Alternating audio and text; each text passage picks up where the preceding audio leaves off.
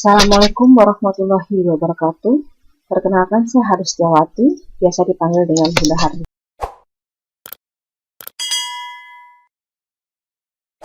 Apa kabar sahabat pendidik? Untuk menjawab permintaan Bapak Ibu yang telah mengirim email ke saya untuk membuka akses di materi Google Drive milik saya atas tugas dan materi TOT, mohon maaf tidak bisa memberikan karena itu disiapkan untuk peserta training atau peserta diklat karena hubungannya dengan sertifikat BNSP untuk pengumpulan tugas-tugas bersertifikat BNSP. Namun saya mencoba untuk menjawab melalui video ini. Paparan pertama yang saya ambil nanti adalah 1 unit terlebih dahulu. Nanti kita akan buat berkelanjutan video tersebut hingga jadi skema pelatihan tatap muka full. Oke, baik. Trainer. Keberhasilan suatu training itu tidak lepas dari seorang trainer yang membawakan materi. Trainer hendaknya menjadikan role model. Artinya, ketika trainer ini akan menginstruksikan peserta diklat untuk membuat modul, trainer harus bisa mampu menunjukkan bahwa trainer tersebut pun memiliki modul. Lebih baik lagi jika modul tersebut ber-ISBN, terbit ber-ISBN. Sehingga peserta diklat itu akan mengikuti jejak, akan terinspirasi untuk membuat modul tersebut. Untuk apa sih manfaat pelatihan TOT? Manfaatnya adalah peserta nantinya akan mampu mendesain media pembelajaran setelah mengikuti skema pelatihan TOT ya.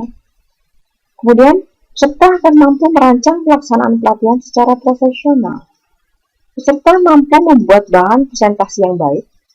Peserta mampu memberikan pelatihan secara baik. Peserta mampu menguasai suasana dan ruang pelatihan. Dan peserta mampu merancang praktek-praktek yang diperlukan. Bicara mengenai BNSP, sertifikat BNSP tentu materinya akan mengacu pada SKKNI atau Standar Kompetensi Kerja Nasional Indonesia. Apa itu SKKNI? Standar Kompetensi Tenaga Kerja yang berlaku secara nasional di Indonesia merupakan standar kompetensi bersifat lintas perusahaan. Parameter yang diatur dalam peraturan pemerintah, peraturan Menteri Tenaga Kerja nomor 21/MIN/10 Romawi 2007 tentang tata cara penetapan SKKNI. Maksudnya adalah sebagai upaya dalam penyandingan serta penyetaraan kualifikasi maupun rekognisi terhadap tingkat pendidikan dan atau dengan tingkat pekerjaan.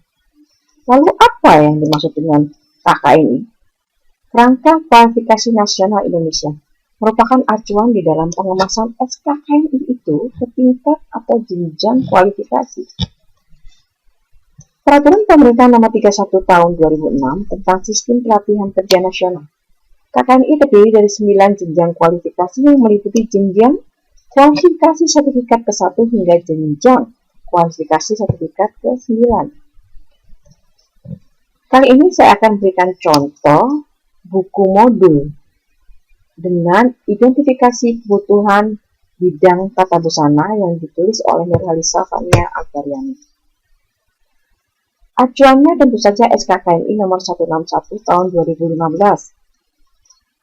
Masuk dalam kategori pendidikan golongan pokok jasa pendidikan bidang standarisasi, pelatihan, dan sertifikasi.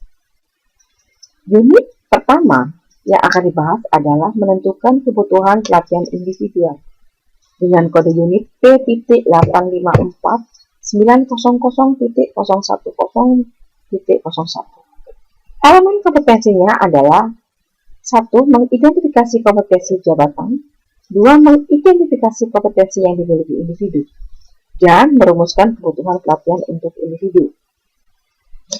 Elemen bisa masuk dalam bab jika dibuatkan modul pelatihan. Untuk itu, ini bab 1 atau elemen 1 mengidentifikasikan kompetensi jabatan. Ada kolom-kolomnya tersebut kolom-kolom 3 kolom.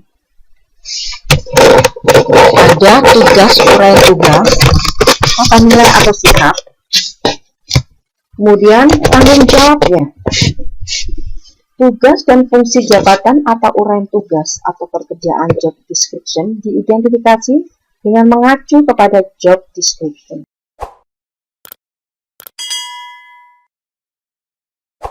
Di sini ada satu kolom ya, jabatan pekerjaan latihan itu masuk instruktur tata busana. Latihannya tadinya masuk golongan latihan, dan untuk tata busana sendiri itu masuk dalam pariwisata ya. Nanti lihat SKKNI-nya. Kemudian uraian tugas menggambar sketsa mode dengan pensil warna, menjelaskan cara menjahit, menggambar sketsa mode dengan berbagai alat, komunikasi yang baik dengan pelanggan, dan menjahit dengan cara yang benar. Uraian tugas tersebut otomatis tata nilai dan sikap secara general harus ramah, sopan, dapat bekerja sama, dapat menghargai hasil karya orang lain, tidak mudah emosi. Tanggung jawabnya apa? Jika mampu menggambar, uraian tugasnya otomatis tanggung jawabnya adalah mampu membuat desain sendiri. Jahitannya akan rapi, dan bahan kain pilihannya yang terbaik. Nah, setelah diidentifikasi, maka standar kompetensi yang diperlukan untuk mendukung tugas dan fungsi jabatan ditentukan. Hal ini secara general kita buat, secara umum kita buat. Namun kita harus sesuaikan dengan SKKNI ada tidak ya? Oke. Sekarang kedua adalah mengidentifikasi kompetensi yang dimiliki individu. Jika uraian tugasnya seperti itu, berarti kompetensi apa yang dimiliki individu itu harus diidentifikasi ya. Nah, ini ada 3 kolom. Di sini ada uraian kompetensi individu yang harus dimiliki ini. Tapi kalau uraian tugasnya tadi yang disebutkan tidak bisa sama, tentu saja harus kompetensinya juga harus sama yang dimiliki dengan ini. Nah, tapi ada yang harus disesuaikan. Adakah SKKNI yang menyebut ini judul-judul ini? Kita temukan ada ya. Nah, kemudian gap celahnya kita lihat. Nah, jenis kompetensi yang dimiliki individu diidentifikasi kesesuaiannya dengan tugas jabatan. Tugasnya sama, SKKNI-nya juga sama. Terus kemudian jenis kompetensi individu diaudit mengacu pada standar kompetensi yang telah disiapkan. Artinya, kita cari gap atau celahnya. Artinya mana sih kebutuhan yang perlu? Mana yang jadi skala prioritas? Jadi, ketika kita mengadakan survei, wawancara atau menyebar angket kepada calon peserta, kita cari tahu apa sih yang dibutuhkan pelatihan untuk instruktur tata busana itu. Mereka mengetahui apa di sini teridentifikasi gap atau celahnya belum bisa 20% menggambar anatomi modis untuk sketsa mode, dan 40% ditemukan belum bisa menjelaskan teknik dasar menjahit. Kemudian 20%-nya lagi belum bisa menggambar sketsa mode dengan berbagai alat dan bahan bawahnya. Dan terakhir, belum bisa 20% untuk melakukan komunikasi dengan berbagai pihak. Ini kita bisa lihat ya, skala prioritasnya adalah tentu saja yang tertinggi persentasenya. Artinya banyak yang tidak mampu. Nah, artinya juga seorang desainer tidak harus menjahit sendiri. Dia akan punya staf anak buah untuk menjahit, tetapi minimal seorang trainer harus mampu menjelaskan teknik dasar menjahit. Jadi ini perlu menjadi skala prioritas untuk menjadi pelatihan. Yang ketiga adalah merumuskan kebutuhan pelatihan untuk individu.